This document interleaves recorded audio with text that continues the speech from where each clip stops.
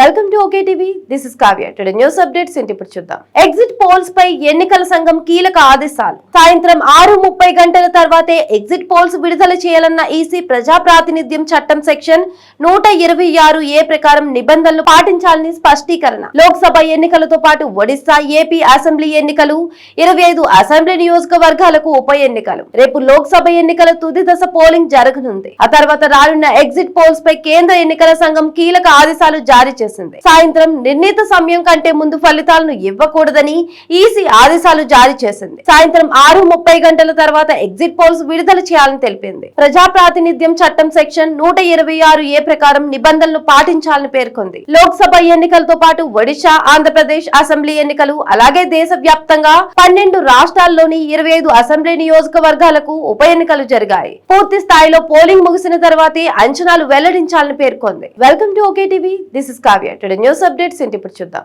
Exit polls పై ఎన్నికల సంఘం కీలక ఆదేశాలు. సాయంత్రం 6:30 గంటల తర్వాతే ఎగ్జిట్ పోల్స్ విడుదల చేయాలన్న ఈసీ ప్రజా ప్రాతినిధ్యం చట్టం సెక్షన్ 126A ప్రకారం నిబంధనలు పాటించాలని స్పష్టీకరణ. లోక్సభ ఎన్నికలతో పాటు ఒడిశా, ఏపీ అసెంబ్లీ ఎన్నికలు, 25 అసెంబ్లీ నియోజకవర్గాలకు ఉప ఎన్నికలు. రేపు లోక్సభ ఎన్నికల తుది దశ పోలింగ్ జరగనుంది. ఆ తర్వాత రానున్న ఎగ్జిట్ పోల్స్ పై కేంద్ర ఎన్నికల సంఘం కీలక ఆదేశాలు జారీ చేసింది. సాయంత్రం నిర్ణీత సమయం కంటే ముందు ఫలితాలను ఇవ్వకూడదని ఈసీ ఆదేశాలు జారీ చేసింది. సాయంత్రం 6:30 గంటల తర్వాత ఎగ్జిట్ పోల్స్ విడుదల చేయాలని తెలిపింది. ప్రజా ప్రాతినిధ్యం చట్టం సెక్షన్ 126A ప్రకారం నిబంధనలు పాటించాలని పేర్కొంది. లోక్సభ ఎన్నికలతో పాటు ఒడిశా, ఆంధ్రప్రదేశ్ అసెంబ్లీ ఎన్నికలు, అలాగే దేశవ్యాప్తంగా 12 రాష్ట్రాల్లోని 25 అసెంబ్లీ నియోజకవర్గాలకు ఉప ఎన్నికలు జరిగాయి. పూర్తి స్థాయిలో పోలింగ్ ముగిసిన తర్వాతే అంచనాలు వెల్లడించాలని పేర్కొంది.